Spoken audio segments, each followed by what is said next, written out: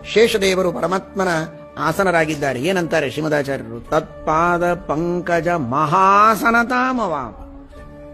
ಸಾಮಾನ್ಯವಾಗಿ ಆಸನ ಅಂದ್ರೆ ಸ್ವಲ್ಪ ಹೊತ್ತು ಕೂಡೋದು, ಎದ್ದು ಹೋಗೋದು, ಆವಾಗ ಬರೋದು ಅಂತ ಇರುತ್ತೆ. ಇದು ಅಂಥ ಆಸನ ಅಲ್ಲ. ಇದು ಯಾವಾಗಲೂ ಶೇಷನ ಮೇಲೆ ಪವಡಿಸಿಯೇ ಇರ್ತಾನೆ ಪರಮಾತ್ಮ ಅನ್ನಬೇಕಾದರೆ ಅದು ಎಂಥ ಆಸನ, ಅದು ಎಂಥ ಸೌಭಾಗ್ಯ.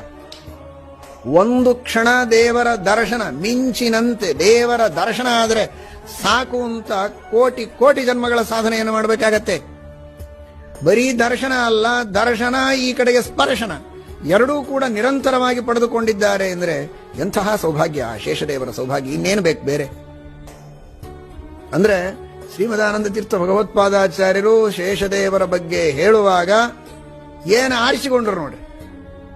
ಆ ಲಕ್ಷ್ಮೀದೇವಿಯ ಕಟಾಕ್ಷದಿಂದ ಇಡೀ ಬ್ರಹ್ಮಾಂಡದ ಧಾರಣೆಯನ್ನು ಮಾಡುವ ಸಾಮರ್ಥ್ಯವನ್ನು ಪಡೆದರು ಶೇಷದೇವರು ಅಂತ ಅನ್ನಲಿಲ್ಲ. ಅದು ಪಡೆದದ್ದು ಸತ್ಯ.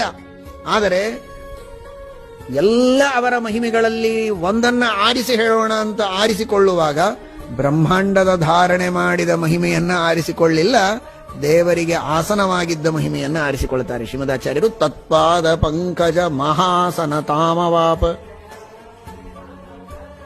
ಅಂತಹ ಲಕ್ಷ್ಮೀ ಕಟಾಕ್ಷದಿಂದ ಪರಮಾತ್ಮನಿಗೆ ನಿರಂತರವಾಗಿ ಆಸನವಾಗಿರುವ ಸೌಭಾಗ್ಯವನ್ನು ಶೇಷದೇವರು ಪಡೆದಿದ್ದಾರೆ. ವಾಹನವಾಗಿರುವ ಸೌಭಾಗ್ಯವನ್ನು ಗರುಡದೇವರು ಪಡೆದಿದ್ದಾರೆ.